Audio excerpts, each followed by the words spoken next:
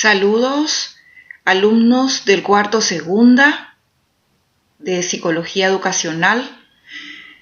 Hoy vamos a abordar el tema de neurociencia del aprendizaje.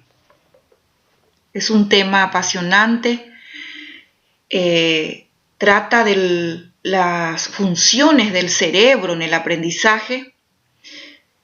Y no es un tema nuevo, pero hasta hace pocos años toma el interés de los educadores, de los psicólogos y también de los neurólogos y de especialistas que estudian el cerebro y su relación con el aprendizaje.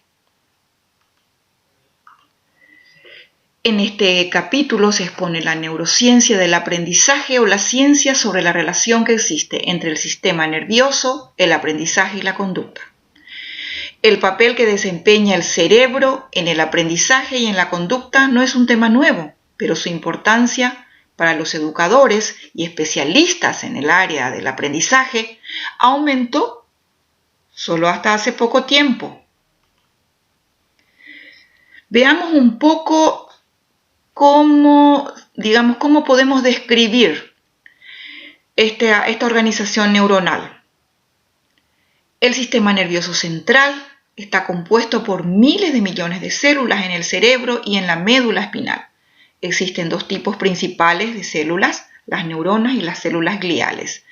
Bueno, un poco para hacernos a la idea de cómo también cuidar nuestro sistema nervioso central, lo importante que son nuestras neuronas, y hay que conocer cómo funcionan, ¿verdad? Cómo funcionan, cómo se estimulan, porque hoy día estamos con una tendencia de explicar el aprendizaje conociendo las funciones del sistema nervioso central. Viendo un poco esta estructura del cerebro, ya ustedes lo habrán dado también en otras materias, pero volvemos un poco a hacer alguna retroalimentación.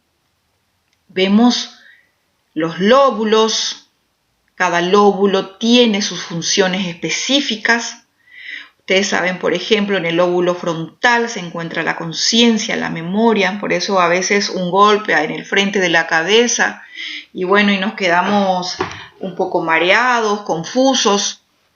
Cada lóbulo tiene sus funciones, el lóbulo parietal, que tiene que ver con el movimiento, con la psicomotricidad, el lóbulo temporal, en cuanto a la visión, la audición, el área de Broca, el área de Wernicke, tiene sus funciones específicas.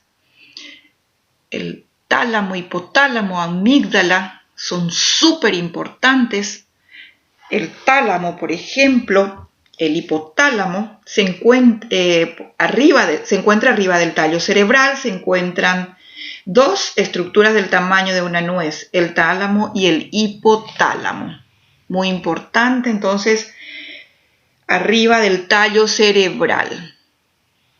A ver un poquito, la amígdala que tiene que ver con las funciones emocionales, con las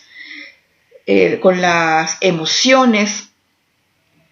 Por ejemplo, el hipocampo, en la estructura cerebral responsable de la memoria. La amígdala participa en el control de las emociones. El tálamo y el hipotálamo actúa como un puente por el cual se envía la información desde los órganos de los sentidos hacia la corteza. Entonces actúa como un puente que lleva la información desde los órganos de los sentidos hasta el cerebro. Bueno, entonces vamos a ir analizando este tema muy apasionante para los psicólogos que quieren después tener una especialización en neuropsicología. Es muy importante que nos vayamos instruyendo, vayamos investigando sobre el cerebro. Neurofisiología del aprendizaje y está relacionado con el sistema de procesamiento de la información. El sistema de procesamiento de la información incluye los registros sensoriales, la memoria a corto plazo o de trabajo y la memoria a largo plazo. Los registros sensoriales reciben información y la mantienen durante una fracción de segundo, después de lo cual la información se descarta o se envía a la memoria de trabajo. La mayor parte de la información sensorial se descarta, ya que en todo momento somos bombardeados por múltiples estímulos sensoriales. Todos estos procesos nos ayudan a fundamentar, a explicar lo que sucede con la adquisición de habilidades, de destrezas, porque es muy importante que vayamos analizando cómo funcionan nuestros registros sensoriales, cómo funciona nuestra memoria de trabajo, cómo funciona la memoria a largo plazo, porque hoy día estamos en la era del conocimiento y en la era de procesar información, porque las informaciones ya están dadas, ¿verdad? Hoy día ya están, pero ¿cómo hacemos? ¿Cómo hace el cerebro para discernir, para clasificar, seleccionar informaciones o datos de investigaciones y que son importantes? La percepción, ya lo habíamos mencionado antes, parte de lo que da significado a la percepción es que el sistema de activación reticular del cerebro filtra la información para eliminar lo que sea trivial y enfocarse en el material importante.